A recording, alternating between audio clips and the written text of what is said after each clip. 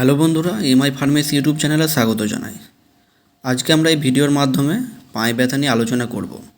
কারণ পায়ে ব্যথা একটি খুব সাধারণ সমস্যা, যেটি প্রায় সবারই একবার হলেও হয়েছে।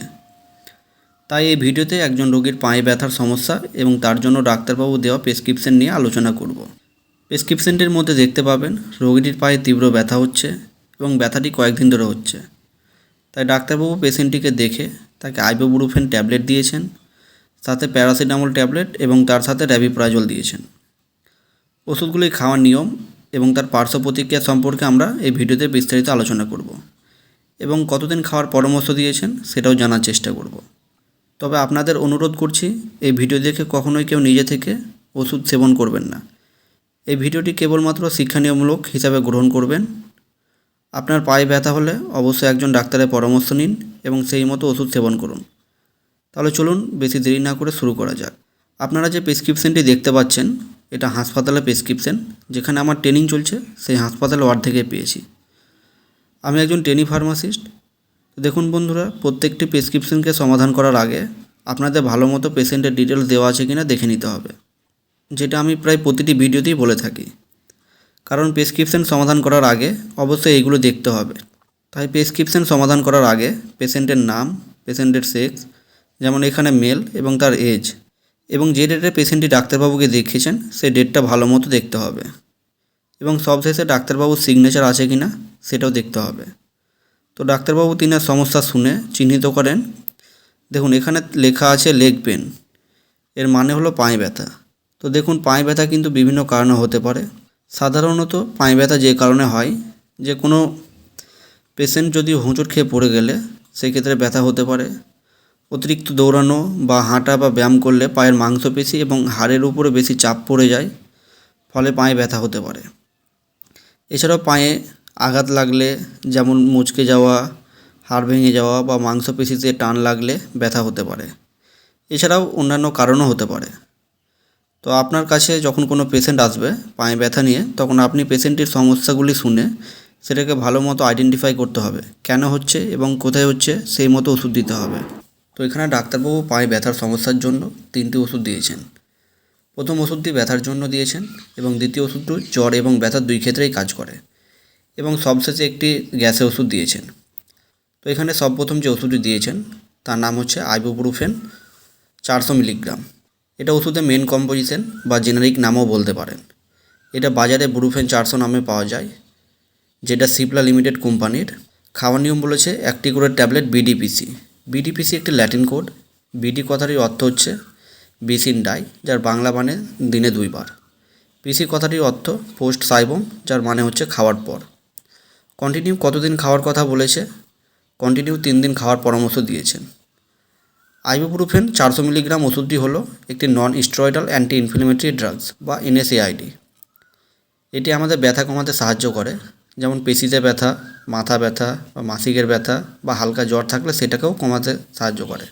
তো আইবুপ্রোফেন ট্যাবলেটটি দিনে 2 বার খাওয়ার পর কন্টিনিউ 3 দিন খাওয়ার পরামর্শ দিয়েছেন। এটি বাজারে ব্রুফেন 400 আইবোজেসিক ছাড়াও অন্যান্য নামেও পাওয়া যায়। এই ওষুধটির তেমন সাইড ইফেক্ট দেখা যায় না, তবে ডোজের থেকে বেশি গ্রহণ করলে বমি বা বমি বমি ভাব দেখা দিতে পারে বা ডায়রিয়া, মাথা ঘোরার মতো সমস্যা দেখা দিতে পারে। এটি গ্রহণ করার আগে অবশ্যই ডাক্তারের পরামর্শ নেবেন, এবং খাওয়ার পরে যদি কোনো সমস্যা দেখা যায় তবে অবশ্যই ডাক্তারবাবুকে জানাবেন। এরপরে যে ওষুধটি দিয়েছেন তার নাম হলো পিসিএম 650, যেটা খাওয়ার নিয়ম বলেছে বিডিপিসি। বিডিপিসি একটি ল্যাটিন কোড। বিডি মানে দিনে 2 বার, পিসি মানে হচ্ছে খাওয়ার পর। কন্টিনিউ কতদিন খাওয়ার কথা বলেছেন? কন্টিনিউ 3 দিন খাওয়ার পরামর্শ দিয়েছেন। পিসিএম 650 ওষুধটি বাজারে বিভিন্ন কোম্পানির বিভিন্ন নামে পাওয়া যায়, যেমন ক্যালপল 650, পি 650, ডোলো 650, পাইরিজেসিক 650, এছাড়া অন্যান্য নামে পাওয়া যায়। এই ওষুধটির মেন কম্পোজিশন হলো প্যারাসিটামল 650 মিলিগ্রাম। তো পিসিএম 650 ওষুধটি হলো প্যারাসিটামল 650 মিলিগ্রাম, যা একটি সাধারণ ব্যথানাশক এবং জ্বর কমানোর ওষুধ। এটি সাধারণত মাথা ব্যথা, দাঁতে ব্যথা, মাসিকের ব্যথা এবং পেশি ব্যথার মতো হালকা থেকে মাঝারি ব্যথার জন্য ব্যবহার হয়। প্যারাসিটামলকে বলা হয় অ্যানালজেসিক এবং অ্যান্টিপাইরেটিক ড্রাগস। অ্যানালজেসিক মানে হচ্ছে ব্যথা কমানো এবং অ্যান্টিপাইরেটিক মানে জ্বর কমানো। প্যারাসিটামলকে বলা হয় ওটিসি মেডিসিন। ওটিসি মানে হচ্ছে ওভার দ্য কাউন্টার। মানে যে সমস্ত ওষুধগুলি আপনি ডাক্তারের পরামর্শ ছাড়া কিনে খেতে পারেন তাকে ওটিসি মেডিসিন বলে। তো প্যারাসিটামল সাধারণত নিরাপদ, তবে কিছু লোকের মধ্যে পার্শ্ব প্রতিক্রিয়া দেখা দিতে পারে, যেমন ত্বকের ফুসকুড়ি, চুলকানি, বমি বমি ভাব, পেটে ব্যথা ইত্যাদি। এরপর সবশেষে যে ওষুধটি দিয়েছেন তার নাম হলো র্যাবিপ্রাজল 20, যেটা খাওয়ার নিয়ম বলেছে ওডিএসি। ওডিএসি একটি ল্যাটিন কোড। ওডি মানে অমনি ইন ডাই, যার বাংলা মানে হচ্ছে একবার, এসি মানে হচ্ছে খাওয়ার আগে। তো এটি সকালে একবার বাসি পেটে খাওয়ার পরামর্শ দিয়েছেন এবং কন্টিনিউ 3 দিন খাওয়ার পরামর্শ দিয়েছেন। র্যাবিপ্রাজলটা হচ্ছে জেনারিক নাম, যেটা বাজারে লুপিন কোম্পানির র্যাবলেট নামে পাওয়া যায়, সিপলা কোম্পানির র্যাবিসিপ নামে পাওয়া যায়, ইন্টাস ফার্মাসিউটিক্যাল লিমিটেড কোম্পানির র্যাবিয়াম নামেও পাওয়া যায়। এছাড়াও আরও অন্যান্য নামেও পাওয়া যায়। এটি গ্যাসের ওষুধ। তো র্যাবিপ্রাজল কীভাবে কাজ করে?